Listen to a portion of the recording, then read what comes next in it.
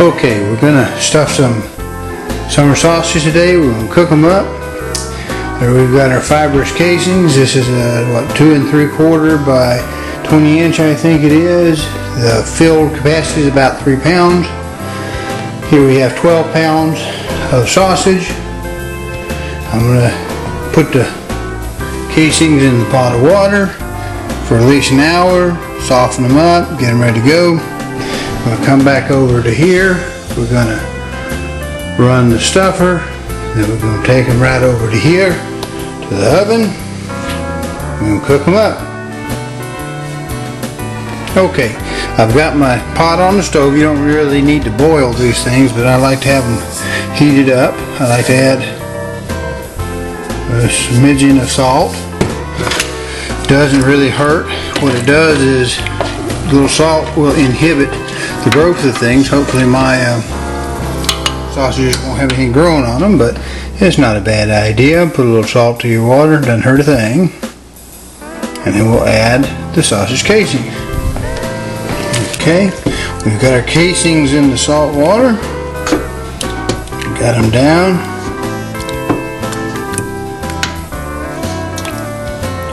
We wait an hour, at least an hour, maybe 3. We come back, we stuff them.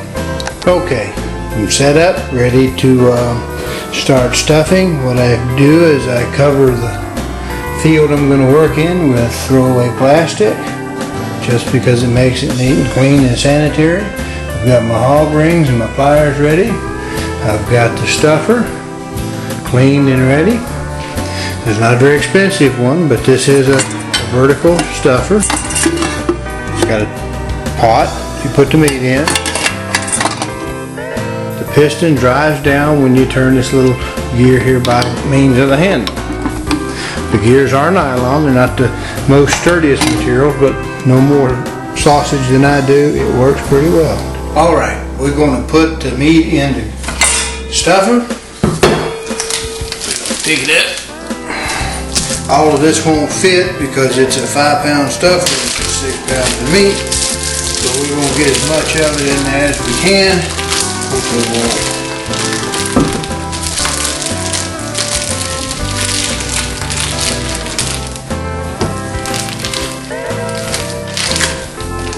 push that down good.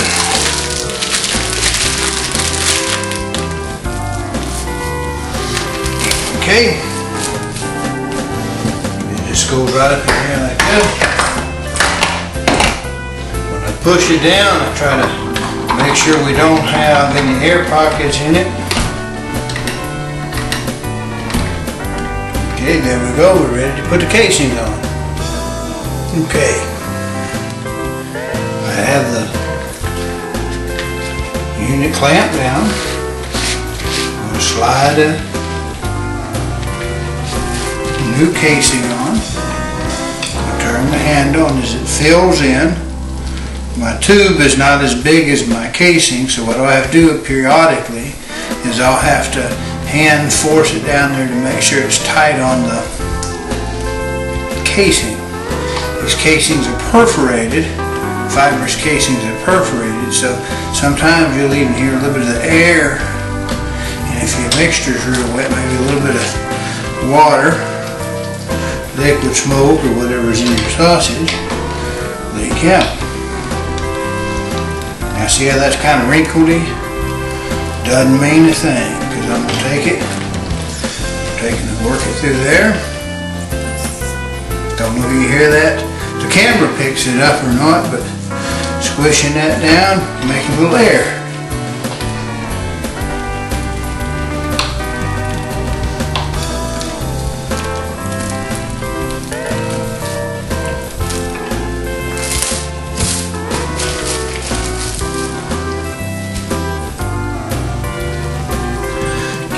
Nice and tight.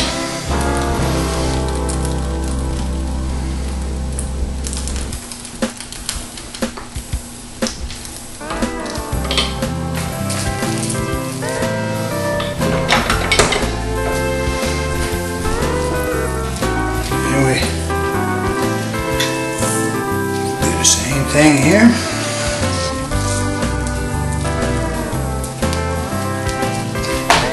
twist. Pick up a hog ring.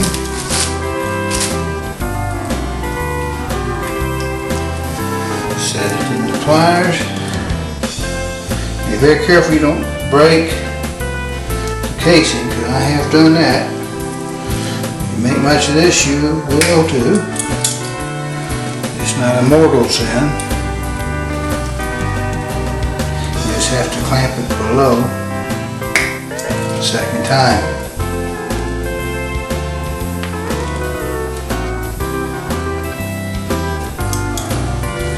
There we go.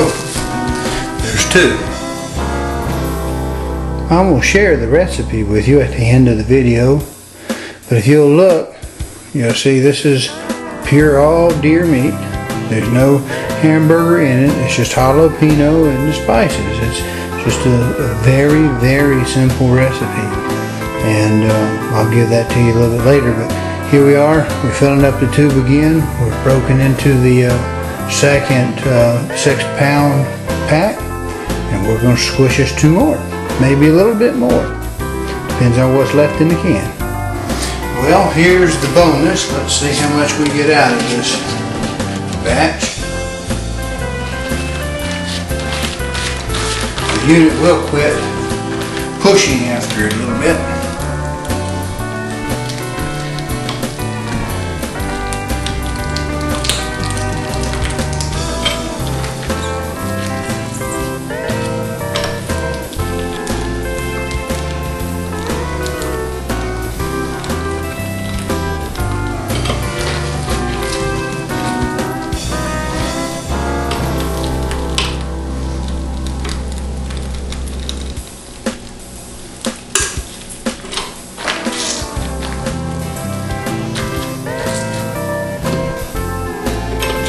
That's all we get out of that batch.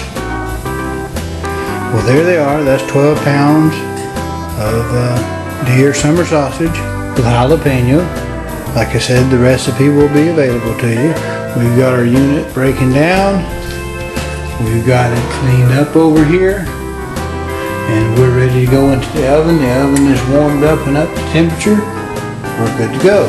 Now let me show you something here. These fibrous casings, as I said, are perforated. They're going to let a little air and a little water out. So what I do is I take a little piece of turkey foil, that's that heavy foil, maybe like a little baby drip pan. I don't want to get it all the way down on the bottom, because that reflects a lot of heat right back up on that heating element, and can make your heating element burn out. So just 1 notch above, lets the heat get around it, and it works just fine. Now the oven's loaded. As you can see, we've gotten as much in there as we're going to get in there. Now we just need to let her cook. Remember, at the end of your cycle, you want to make sure that that center of that summer sausage is at least 165 degrees for at least 5 or 10 minutes. Now, so that's 155 degrees. And I've got that in one of the logs. I think I'm going to let it cook a little bit more just to be sure that I am safe and sanitary. Okay, I put them in for some additional time. And you see we're beginning to look a little wrinkledy. And our steam has slowed down and our drippage has slowed down. And I don't know if I can get it right. See how that's wrinkledy on top? I'd say we're done cooking. We'll pull one out and we'll probe it and see what it does. 170 degrees. Well, I know it's been more than 10 minutes, so we're in good shape. That log is done. We'll just let her cool down and we'll be out of here. We have cooled down, and you can see the meat has shrunk. The fibrous casing is wrinkled up. We're done.